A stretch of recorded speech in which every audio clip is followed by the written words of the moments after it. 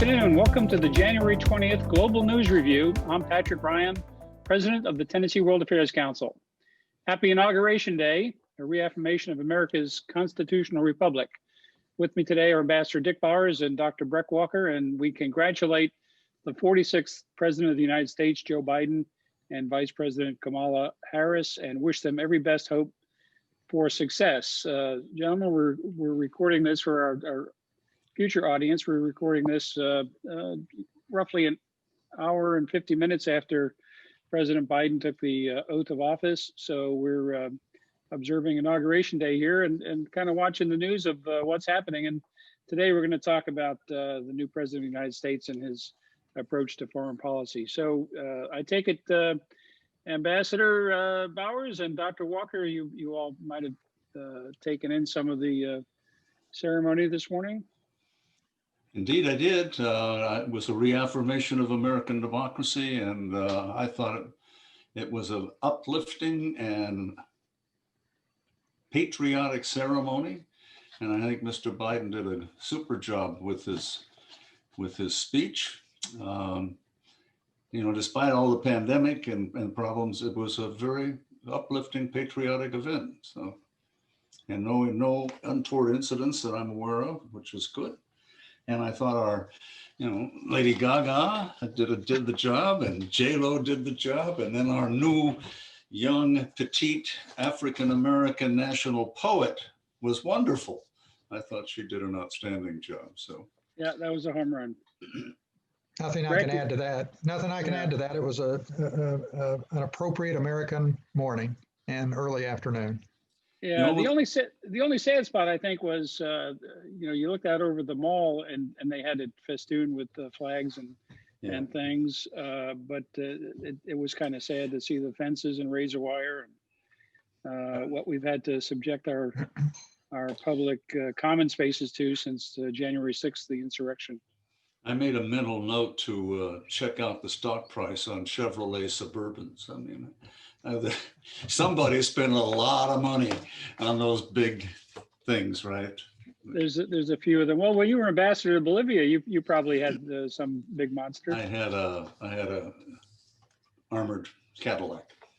Cadillac. Oh, okay. I did want to mention, though, just as a historical note, that it's the first time in 150 years that an outgoing president has not attended the inauguration of an incoming president. Just as a historical note, that's an unfortunate aspect to this transfer of power in my mind. Well, I will give you not a historical note, but an opinionated view. I think it was good that he wasn't there. Had he been there, the whole atmosphere would have changed. There would have been grandstanding and all sorts of crazy stuff going on. So the fact that he wasn't there kept the spotlight on the person it should have been on, the incoming president. Okay, I can see it's time for us to move along. All right, Ambassador, over to you for what we're going to be talking about today. Well, we got three topics we're going to talk about today. Biden and the world is one, and then the Biden team. And then we'll wrap up. I think, Pat, you're going to take global challenges and talk to us about that. Yeah. And let's jump into our question of the week, Breck. Right, the question of the week. Everybody will be glad to know that I've already consulted with that noted expert linguist, Pat Ryan, to make sure I get these names right. But the question of the week is, Russian authorities detained this most prominent opposition politician when he returned to Moscow on January the 17th and staged a trial at a police station. He had been in Germany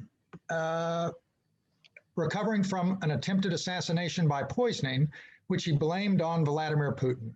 The U.S. and EU are calling for this person's release, and the possible answers are A, Vladimir Ryzhkov, B, Alexei Navalny, C, Dmitry Medvedev, and D, Sergei Fergal. So the answer will come at the end of the program. Thanks, Pat.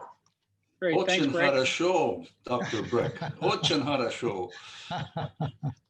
Well, we should probably always mention that Ambassador Bowers in an earlier career was a cryptologist, whatever the Army call it, the Navy they're called cryptologist, at Station Berlin.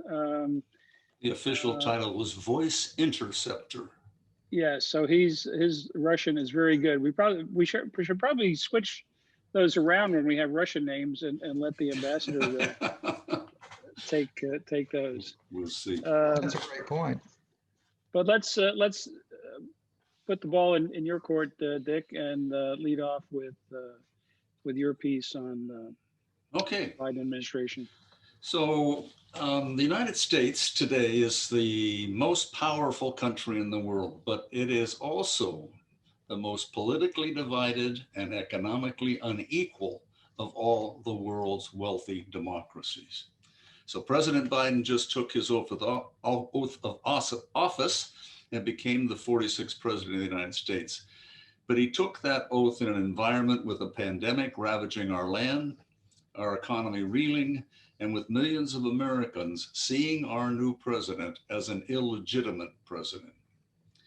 President Biden comes into office with a divided country and with one of the worst efforts in the world to battle COVID-19. For example, we are but 4% of the world's population, but we have 25% of the COVID-19 cases. So getting the vaccine into the arms of Americans as fast as possible, I think, will be Biden's highest priority. And then tackling the economy will be right behind that. Stimulus checks and massive governmental infrastructure spending and getting money in people's pockets and getting them back to work will be high on the front burner. And then there's the world to deal with. So far, Biden has, by all accounts, assembled an outstanding foreign policy and national security team. The people that he has named are all top-notch. And thanks to the Senate seat victories in Georgia, he should have no problem getting those people confirmed. So President Biden has already signaled his intention to not just rejoin the Paris Climate Accord, but to really put resources and regulations toward a post-carbon energy environment. And John Kerry, as environment czar, will bring gravitas and focus to that effort. There's a lady named Robin Wright, who is an American foreign affairs analyst and writes for the New Yorker, and she has come up with what she calls the 7 pillars of Biden's foreign policy. So let me share those with you. Wright's first pillar is that the United States is back. Biden wants the United States to engage in the world, to lead, and to set the agendas. According to Wright, most of the 27 nations in the European Union are somewhere between relieved and openly ecstatic about Biden becoming president. Under Biden, America will indeed be back.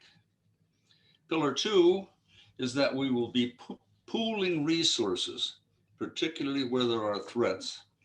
I expect that Biden will move very quickly to repair relations with the world's largest military alliance, NATO, after 4 years of bad-mouthing and trash-talking by Trump. Most of our closest friends are also our NATO allies, and Biden will again treat them as the good friends and allies that they are. And finally, I think that Biden will push and adapt and broaden NATO's mission for the many 21st century challenges it will face, such as changes in military technology, climate issues, and cybersecurity. Pillar number 3 deals with Biden's belief in international treaties and institutions. One of Biden's top priorities will be to breathe back life into the transatlantic alliance that Trump took such pleasure in bashing. The US will be back full steam in the United Nations and the World Health Organization and UNESCO. And Biden will work with the 3 European powers, the UK, France, and Germany, as well as with Russia and China, to modify and strengthen the Iran nuclear deal that we signed in 2015 and that Trump abandoned in 2018. We will rejoin the Paris Agreement on climate change, and we will reconnect with our major trading partners. It did not make much of a headline here, but after Trump unilaterally pulled us out of the Trans-Pacific Partnership, 10 Southeast Asian countries, as well as South Korea, China, Japan, Australia, and New Zealand, formed the Regional Comprehensive Economic Partnership. It's the largest trading agreement in the world, and we are not part of it. China gained when the RCEP was formed. We lost, and we need to get back into the game. Pillar number 4 concerns human rights. Trump gave too many despots and authoritarian leaders a pass on human rights. I think Biden will be much tougher, for example, on the Saudis who murdered Washington Post journalist Jamal Khashoggi, or on the Russians for their poisoning of Alexei Navalny, and the Burmese and the treatment of the Rohingyas, and of course on China for their brutal repression of the Uyghurs. A 5th pillar for Biden, according to Wright, is getting tougher on undemocratic regimes and dictators. The incoming president won't glad hand despots and strongmen like Russia's Putin and Turkey's Erdogan, or Trump's best friend, the little rocket man Kim Jong-un. Trump made Saudi Arabia his first foreign visit. I think Biden will probably do a trip to Canada or Mexico. So relations with China and Russia will be top on the agenda. My take is that President Biden will be tough on both of them, but will look for areas of common interest where progress might be made. Renegotiating the New START treaty with Russia will probably be high on the to-do list. Pillar 6 is that Biden's foreign policy will be more respectful of countries with fewer resources and little power. Trump's description of shithole countries in Africa will be gone. As president, Trump never went to Africa.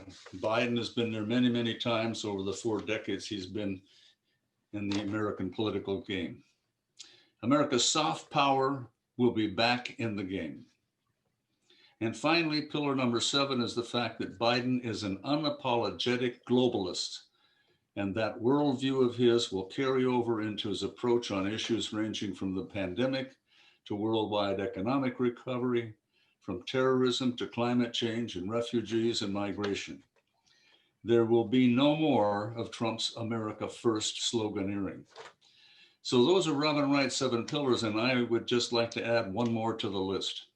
I think that Biden will put Vice President Kamala Harris in charge of major fields of endeavor, and that many of them will be international, not just domestic. Now, several months will be needed to get Biden's new national security team in place, to reestablish a disciplined policy process, and to complete initial interagency policy reviews. Finding enough time for all these issues that hit that overflowing presidential inbox will always be a challenge. But in my view, President Biden is off to a great start. Trump is gone. The repair, rebuilding, and creating a better world now begin. So I think Robin Wright's typology was a good one, and there is much to do. And I am feeling somewhat optimistic that President Biden has put together a team that can actually do a lot of that stuff. Breck, anything to add or questions for the ambassador there? Anything to challenge him on? I think Robin Wright had a good summary.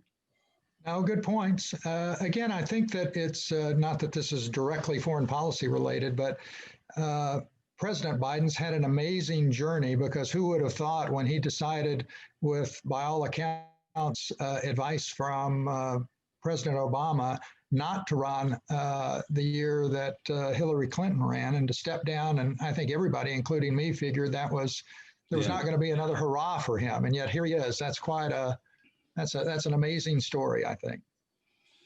I agree. And after New life, Hampshire, after New Hampshire, his prospects for this nomination were not very good.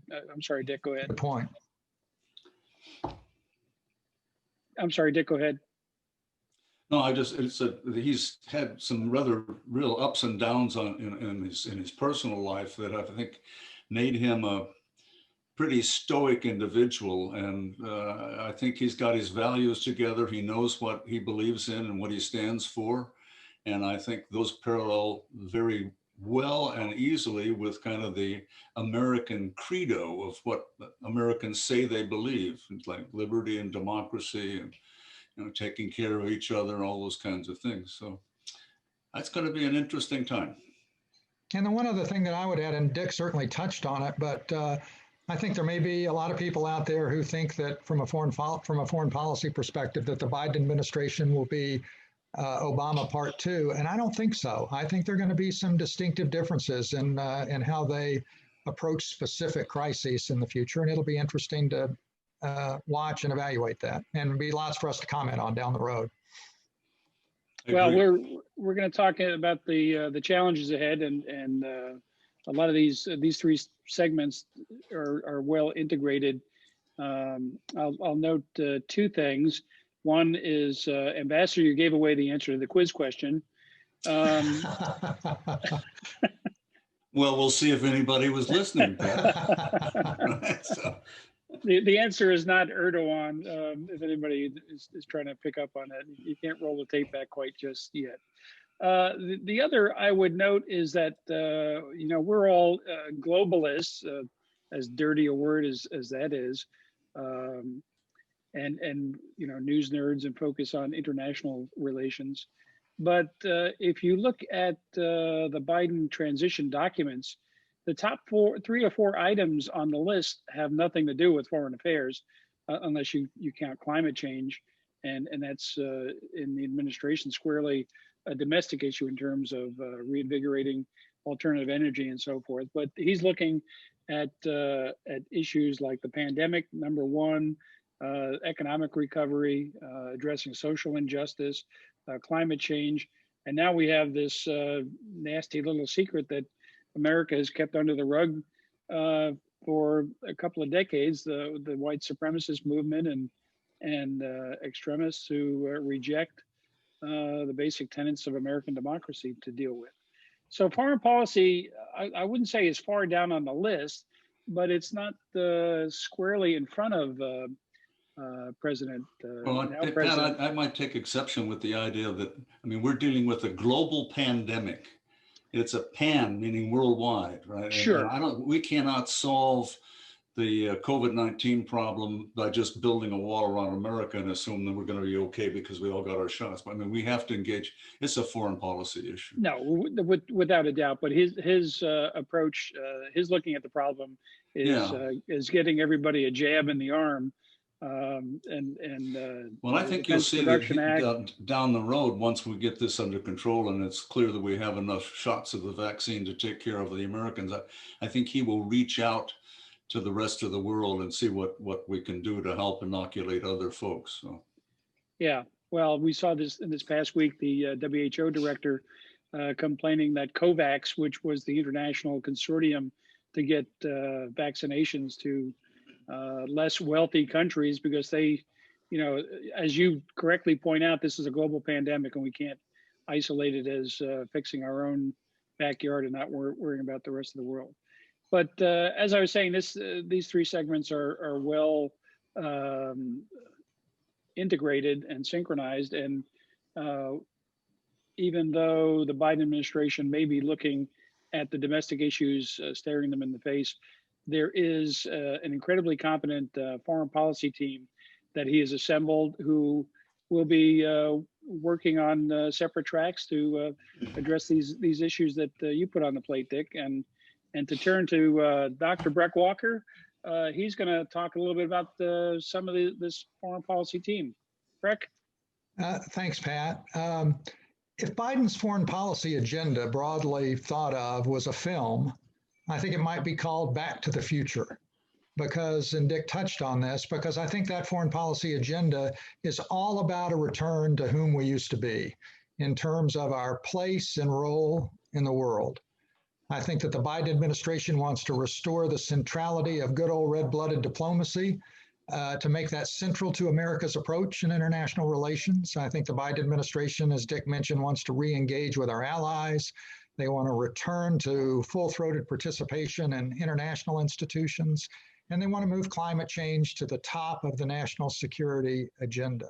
And we've talked about on GNR, the foreign policy team, in some detail in a previous episode or two. So I'm going to really hit just some great highlights, and I've tried to find some colorful anecdotes about some of these people coming into the administration that will humanize them a little bit in any event. But the national security team, first and foremost, is characterized by two things: deep experience in their fields.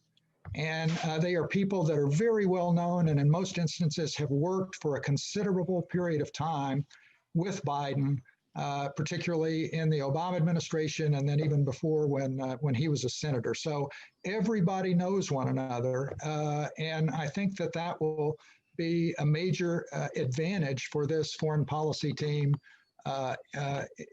overall. There's not going to be very many surprises about by and between this team. So starting off with Secretary of State Anthony Blinken. He has 20 years of foreign policy experience. And during the Obama administration, he served first as Deputy National Security Advisor and then as Deputy Secretary of State. While in that administration, the press reported, and I think Secretary Blinken was pretty outspoken about this at times, he was more of an interventionist than President Obama was. Blinken thought the U.S. should have intervened in Syria and thought it was a major mistake not to. And he actually publicly praised the Trump administration for sending defensive military weapons to Ukraine. But one thing, if nothing else, that Tony Blinken is going to bring to the table is a change of tone in the State Department. I don't think that, as Dick said, we're going to be America first anymore. We're going to be more cooperative. We're going to be more collaborative. Hard discussions are going to take place, not on Twitter, but behind closed doors in many instances. And the tone is, again, back to the future in some respects. Now, there's a French news site that said this about Blinken, quote, "He is courteous and refined and with a side passion for rock guitar that should provide a stark contrast to the rough-edged, hard-charging Mike Pompeo." Well, now, out of all of that, the thing that caught my attention, of course, was rock guitar. And I had absolutely no idea about that. And I've since gone to look into it a little bit and came up with this. I'm going to see if I can put it up. Now, I'm going to Blinken plays in a rock band in Washington, D.C. called Coalition of the Willing. And he also has written a couple of songs that are original to him and that are now on Spotify and Amazon Music. And one of the songs, which I'm going to play a version of, is called Lip Service. This is a song that the secretary wrote, and it is about unrequited love. So let me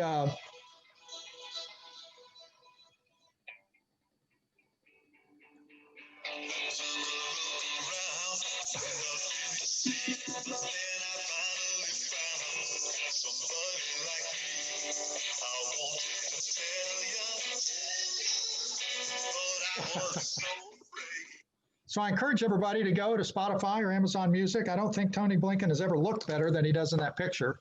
And unlike Reagan going from movie star to president, here we have a Secretary of State that may be going from Secretary of State to rock star on the level of Lady Gaga. So we'll see. But I encourage everybody to listen to his music. He went to school in France, didn't he? He grew up in France, and he did. He grew up in France and moved there when he was 9 years old and spent his younger school years there for sure. I don't believe he went to college there, but he did grow up there. Yeah. Good point. So the next one on the defense team, on the national security team, of course, is Secretary of Defense Lloyd J. Austin III, who retired as a four-star general in 2016. And his last posting was chief of U.S. Central Command, which, of course, oversees all the military operations in the Middle East. Biden wrote an op-ed in the Atlantic a little bit ago on General Austin, talking about, quote, the countless hours he spent with Austin in the Situation Room and out in the field after President Obama had tapped Biden as VP to oversee the withdrawal in Iraq. So Biden has a lot of experience with the general, and as well, Beau Biden, who is the deceased son of the president today. Beau Biden was in the National Guard back in the early and mid 2000s and was deployed to Iraq in 2008 and 9 and actually served for many months on Austin's staff over there. So there is a big connection there. General Austin is originally from Alabama. He is the first Black general to command a U.S. Army division in combat, the first Black general to lead a corps in combat, the first Black general to command an entire theater of war, and also to serve as Vice Chief of Staff and eventually CENTCOM commander, as I mentioned. General Austin is notoriously media shy, has in his previous military roles gave very few public appearances and was very reluctant to engage with the press. He rarely sat for interviews and those kinds of things. So it will be interesting to see how that part of his persona develops going forward now as Secretary of Defense. The National Security Advisor is Jake Sullivan. He represents, I think, the next generation of foreign policy leaders because he is 43 or maybe just turned 44 years old. And here's a question for Pat and Dick. Jake Sullivan is the youngest National Security Advisor in almost 60 years since the first National Security Advisor under John F. Kennedy, who was, I think, 41. Do you guys know who that was? Kennedy's National Security Advisor. The very first one. I had to look it up. Rogers? McGeorge Bundy. McGeorge Bundy, of course. So Jake Sullivan, Yale undergrad, Rhodes Scholar, Yale Law School, and while at Oxford doing his Rhodes Scholarship work, he finished second place in the 2000 World Debating Championship. Pretty impressive. He was Deputy Chief of Staff to Hillary Clinton when she was Secretary of State, and then moved to Director of Policy Planning, which is a very senior position and strategic-oriented position in the State Department. And when she left the State Department, he became National Security Advisor to then Vice President Biden. And he's more than once, Jake Sullivan stated his overarching foreign policy philosophy, which in my words at least is that the U.S. derives its global influence and strength from a thriving American middle class, and that the primary, or certainly a primary goal of American foreign policy ought to be preserving the prosperity of that middle class through addressing transnational threats. And I personally think that's well said. It makes a lot of sense. Do you know who the president of the Foreign Affairs Council is? Richard Haass? Oh, Richard Haass, yeah, today. Oh, the Council he on also Foreign Affairs. was the policy planning guru. Oh, that's right. That's sure right. Yeah, exactly right. CFR. Yeah, So, Council on Foreign Relations. The next one I wanted to just talk a minute about was the Director of National Intelligence, Avril Haines, who has an incredibly interesting background in my mind. Now, the DNI, the Director of National Intelligence, was set up in the George W. Bush administration, and that position, the director, is the primary intelligence advisor and the leader of the U.S. intelligence community. Now, President Trump eventually put two loyalists into that position, and that gave it sort of a political coloration that it hadn't had in the past. And Biden is returning that position now to intelligence professionals. Now, Avril Haines, she has an unusual background for the nation's top spy. She left high school, wanted to take off some time from college, traveled and lived in Japan for a time, and earned a brown belt in judo at the leading judo academy in Japan. She then came back to the U.S., attended as an undergrad at the University of Chicago, majored in theoretical physics, but growing up had always had an ability to fix things and washing machines, refrigerators, mechanical things. And she worked part-time, but regularly as an auto mechanic while she was going to school to help pay for her tuition. And her specialization was fixing and rebuilding Subaru car engines. After graduation, she moved to Baltimore, was thinking about possibly getting involved in community organization and whatnot, but she instead bought out of bankruptcy a building in which she opened up a bookstore and a cafe that in 1997 was voted by the Baltimore Sun, the main newspaper in Baltimore, as the best bookstore in Baltimore. She left that and went to Georgetown Law, and in 2003 went to work in the State Department, working in the field of treaties, and soon becoming an expert on international law, where she drew the attention of both the Bush and the Obama administrations. Under Obama, she became the first deputy director of the CIA under John Brennan, and she became deputy national security advisor under President Obama in his second term. and she is the first woman to head up the intelligence community. I wanted to move on just very quickly to Homeland Security. Secretary of Homeland Security nominated Alejandro Mayorkas. Now, DHS, the Department of Homeland Security, has been in turmoil throughout the Trump administration, right? It's had 5 secretaries in 4 years. And during the Trump administration, I think it's fair to say that the emphasis at DHS moved away from counterterrorism, which was its original mission, to, among other things, but significantly immigration and border control. Now, I think the Biden administration will want to bring back some leadership stability to the department and likely return its primary focus, excuse me, to counterterrorism, cyber threats, and in the near term, pandemic response. Mayorkas is probably the most controversial of Biden's picks, and it's probably the one that'll be slowest to get confirmed. Prior in the Obama administration, he had initially served as Director of U.S. Citizenship and Immigration Services, and then in the second term became Deputy Homeland Security Secretary.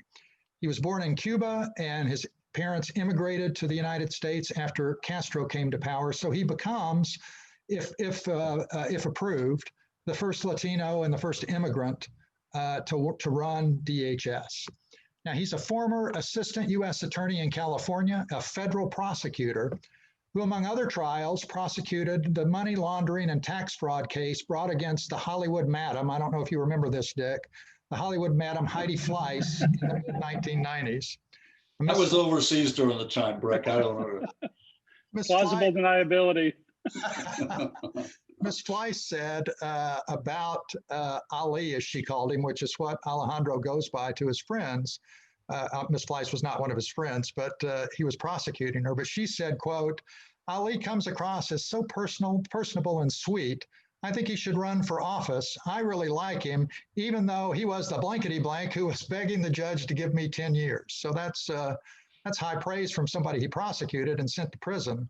But I'd hasten to add that he has been supported and recommended by the 4 former, prior to the Trump administration, the 4 former DHS secretaries, including the 2 Republican ones that served under George W. Bush, who are Tom Ridge and Michael Chertoff.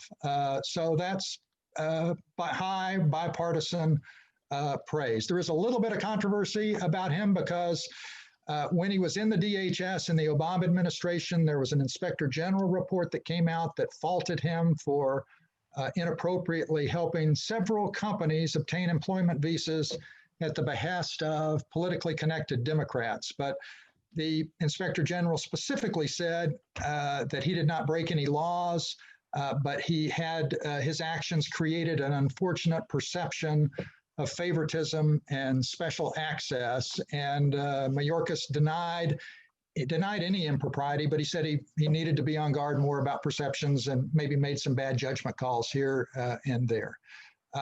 Josh Hawley has put a hold of sorts on his confirmation, so he may not be fast-tracked, but I can't imagine that he's not eventually going to be confirmed. Oh, he was digging into that controversy with the Inspector General's report, right? I'm sorry? Holly he was digging into that Inspector General's report and complaining, right? He sure was. Yeah, he sure was. And then the last one I wanted to mention is the presidential envoy for climate, who is John Kerry. Now, of course, John Kerry is former Secretary of State, former senator from Massachusetts, Democratic presidential nominee.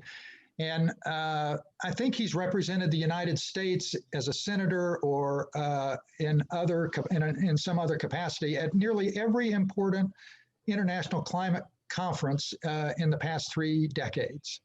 As Obama's second Secretary of State, he played a very key role, perhaps the key role, in negotiating the 2015 Paris Climate Accord.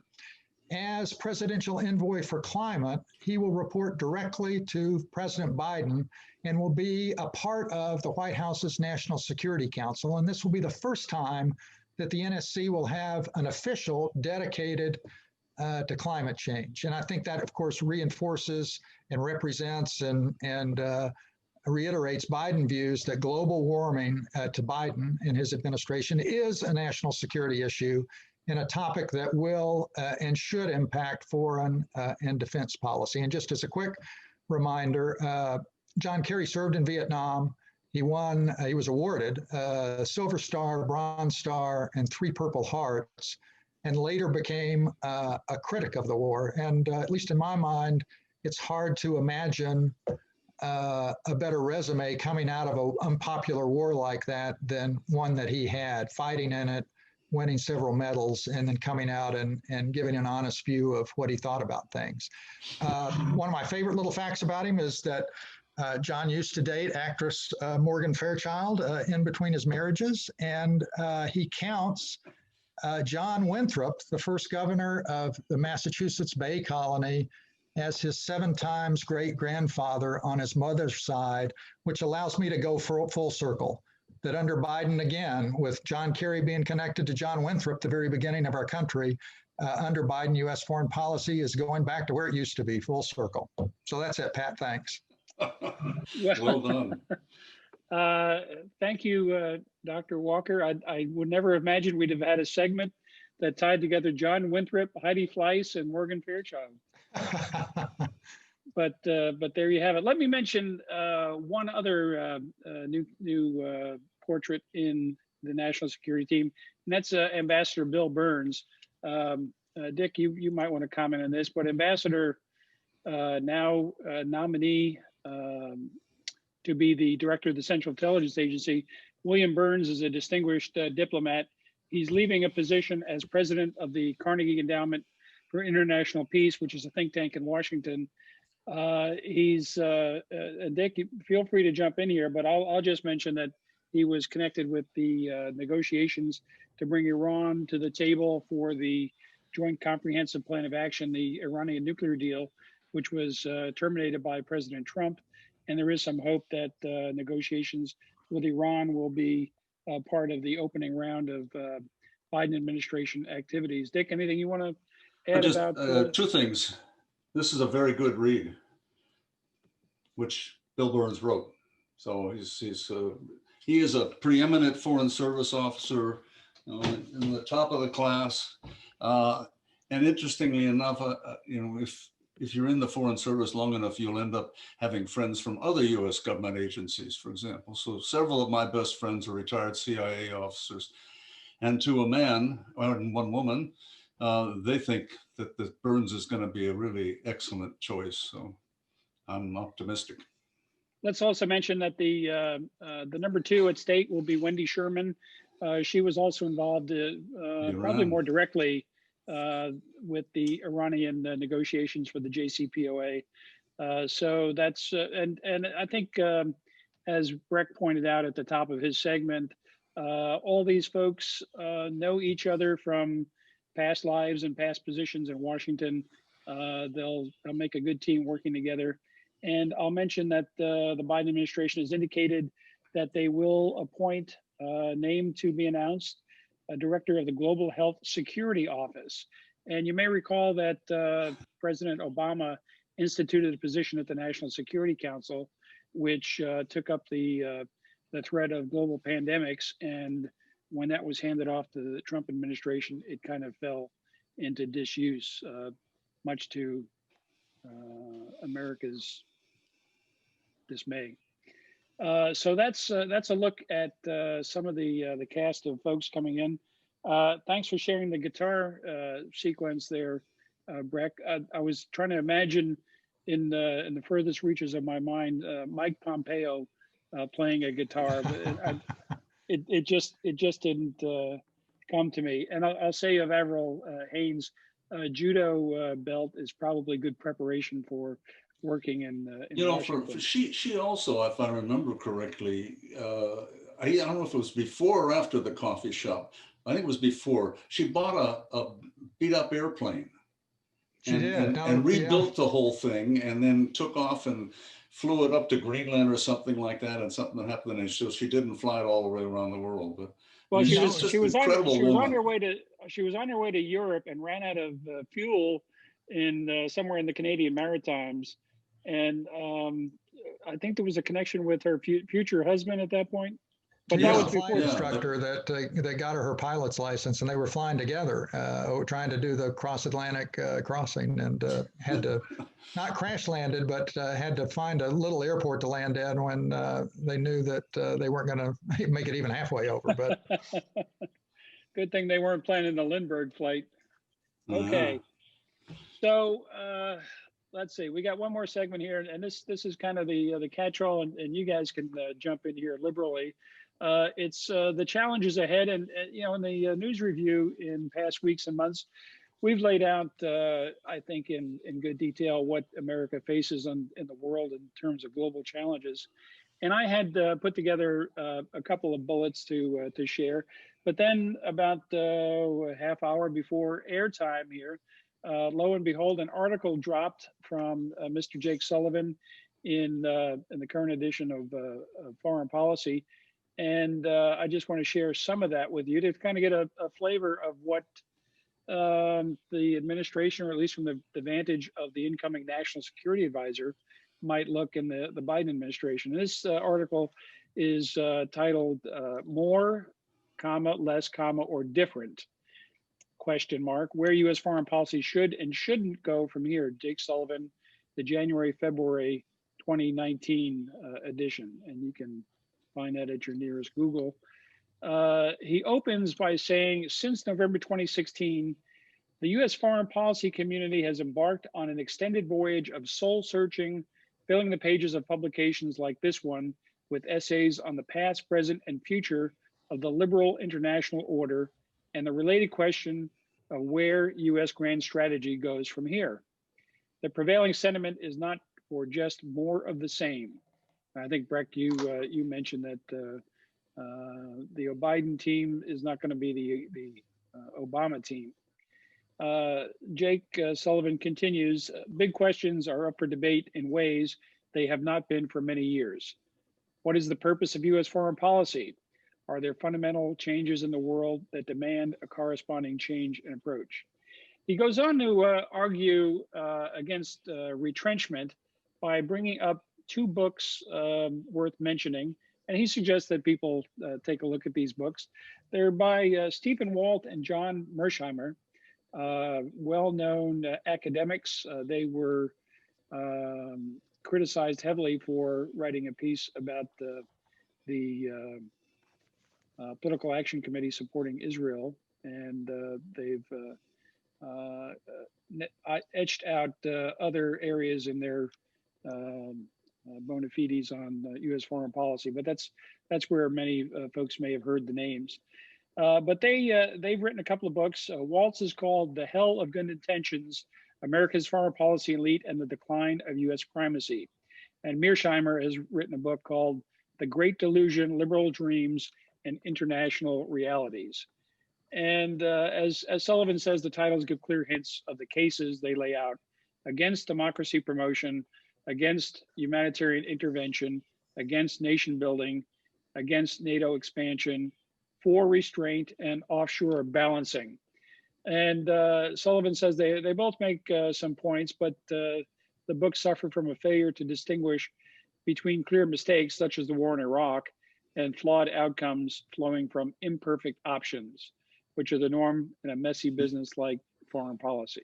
So I would commend this article to your attention. I won't go through it much more, but it does give, by way of criticizing an approach to U.S. foreign policy, it does give us an idea where Mr. Sullivan's interests lie. So again, that is more, less, or different in the January-February 2019 foreign policy.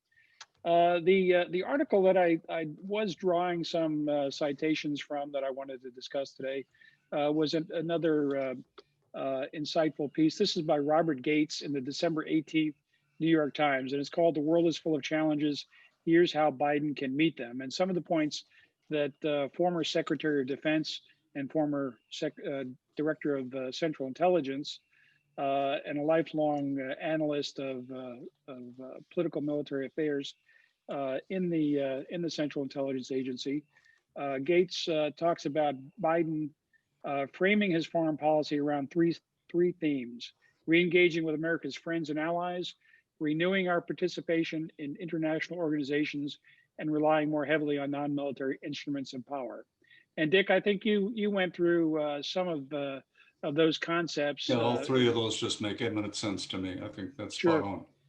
Yeah, and you know, we'll kick this around a little bit, but he talks about the renewal of America's lead in NATO and the alliance of democracies. And I know there's going to be a international event on getting democracies together, and primarily the Western nations, NATO, and some others, to talk about the consequences of states like Turkey, Hungary, and increasingly Poland moving towards or having fully embraced authoritarianism.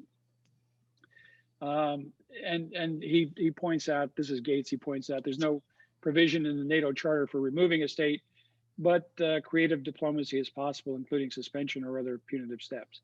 So Gates goes through and talks about NATO and getting reinvigorated in our multilateral institutions with Western democracies. He turns to China and talks about it being a multinational or multidimensional competition and a transnational challenge that will require within the US government formal involvement of multi-agency approaches, some of which have not been involved necessarily in this kind of approach to foreign policy, but America needs a whole of government approach. He talks about our non-defense instruments of power being in need of dire reform, but he goes into some of the things that have worked well.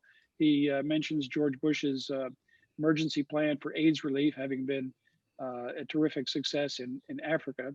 And Dick, I think you might have mentioned, and it didn't occur to me, but it's startlingly obvious that President Trump never went to Africa. That's right. That's incredible. Closest they got was Saudi Arabia and dancing around with the sword. So. Yeah. Well, yeah. You know, if I could jump in on this idea of somehow harnessing the democracies together. It's been an idea that I've been enamored with for a long time. I mean, the United Nations basically is the good, the bad, and the ugly. And you get a certain product that comes out of there because the ugly and the bad can take on the good. And this the institutional nature of it.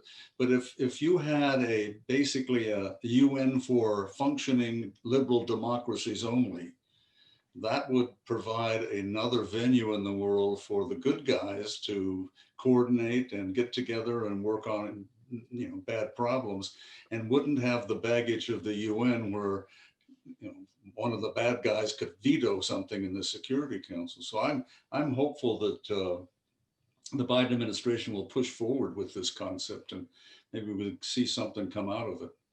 Yeah. In terms of dealing with the Western democracies, though, and NATO specifically, Gates does criticize some of the countries, including Germany, and says that Trump rightly pointed out they didn't spend enough on defense. Although, frankly, I think that complaint was overblown to the detriment of the NATO alliance. But he also talks about this recent investment agreement between the EU and China as being heading in the wrong directions. But I think that's probably something that the Biden administration will take on early in the process. He does talk about multilateral institutions. We need to get re-involved and reinvigorated in institutions like the WHO. And Dick, you mentioned the Paris Peace Accord, and we have the new climate conference coming up this year in Scotland. It's somewhere, and I'm going to try to find that again, but there was somebody put together a list of all of the things in treaties, agreements, executive orders, that Trump had changed or pulled the United States out of. And it was just incredible. There was over 50 or 60 some of these things. And some of them, just you pick up on ending the protection for the spotted owl or something so you can harvest trees. I mean, it just goes on and on and on. So I'm going to dig that out because I think there's a huge amount of sort of reversing that has to take place under the Biden administration to get rid of some of these bad things that Trump did. He's doing some of that today and this week with executive orders, but there are some things that are irreversible, like our withdrawal from the Open Skies Treaty and the Intermediate Nuclear Forces Agreement, which was a decades-old agreement with the Soviet Union and now the Russian Federation on halting, limiting the spread of nuclear weapons. We have in front of us the New START agreement, and the Biden administration, Jake Sullivan, indicated that we would be re-upping the 5-year extension on that, and that limits the strategic nuclear weapons between the United States and Russia. So that's important stuff. The last point that Gates makes is that the United States has done very poorly in strategic communications. That is, our ability to spread our message and influence governments and peoples. It's inadequate and outdated. And this is an element of soft power, which Dick, being a member of the diplomatic corps, I'm sure you're well versed in the implements of influencing our friends and adversaries using non-military means. And I think Gates, as having been a Secretary of Defense, sees that diplomacy and information and using social media and everybody synchronizing the message that the administration wants to put out. During the Cold War, and that's not surprising anybody. During the Cold War, we had the United States Information Agency, and the basic thrust of that organization was to tell America's story abroad. And we had many embassies had a library, an American House, where you could go in and learn about, the fundamentals of democracy and how things went. And we had the Voice of America and Radio Liberty and Radio Marti. The radio stations were under frontal, full-blown attack by Trump, who tried to basically shut down many of those activities. I think Gates is one of my heroes. I think the man always kind of makes sense, and he got the bigger picture that it's, military force is not a standalone twig. It's part of a bundle which includes diplomacy and soft power, aid, doing things of that sort. So I think he's right. I think it'd be ideal to have to go back to some of these things and reinstitute the international USIS. So that's some of what the Biden administration will face in the world. And I will mention another item I got in my inbox today from the World Affairs Councils of America, which is the umbrella organization, the association hub for our World Affairs Council and the 90 other ones around the country. And I'm going to post this on our website, and there will be a link in the archive version of this global news review. There are a couple of articles in here that WACA recommends on recrafting American foreign policy. So take a look at that on our website or the youtube.com/TNWAC version of this broadcast. And you'll be smarter for having done it. And while you're at the tnwac.org website, take a look at the membership page. And if you're not already a member, please sign up to be a member. That explains there all the member benefits, the free newsletters you get, invitations to special events, and knock on wood, sooner or later, we're going to return to in-person programming. Although I'm sure Dr. Breck Walker and Ambassador Dick Bowers will want to continue our get together here every Wednesday afternoon at 1 p.m. Central Time. And we invite you all to come back and join with us. Any closing comments, gentlemen? Actually, I'd make one if it's okay. You all were kind of earlier perhaps making fun that Anthony Blinken looks pretty cool with an electric guitar in his hand, and I agree, but that maybe Mike Pompeo would not. But I think Mike Pompeo with a tuba and an Papa band would fit that fit that pretty well. That's it. I got the image. Mike and Lederhosen. I can see it. Yeah, a little hat with a feather in it. Kind of. You got it, man. There's an opportunity for a meme. Oh boy. Well, it was fun today, Pat. Thanks. It was fun today. Breck, you won the internet today. Okay. Well, let's take a look at the answer to the question of the week.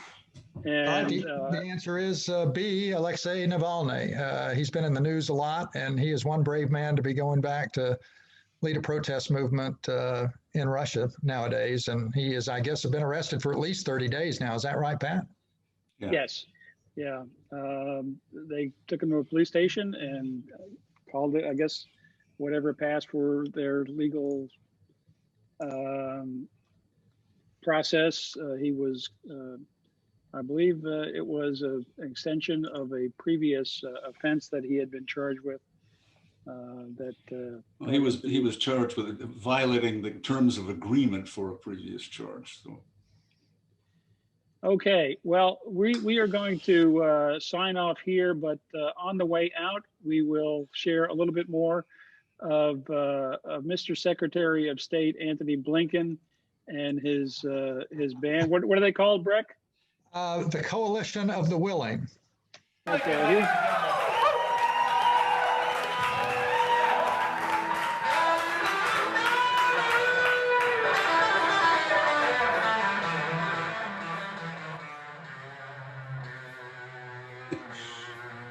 Blinken's in the blue shirt, right? Right. Yeah.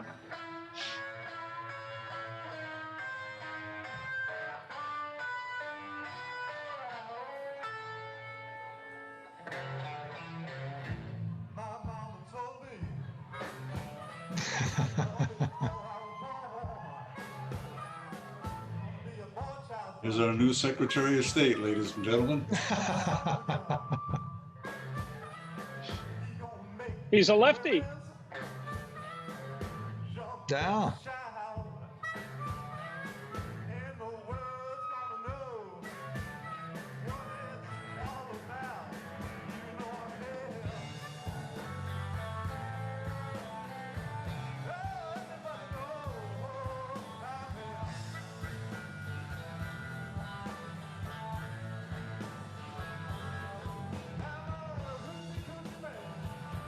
Coochie, coochie, man.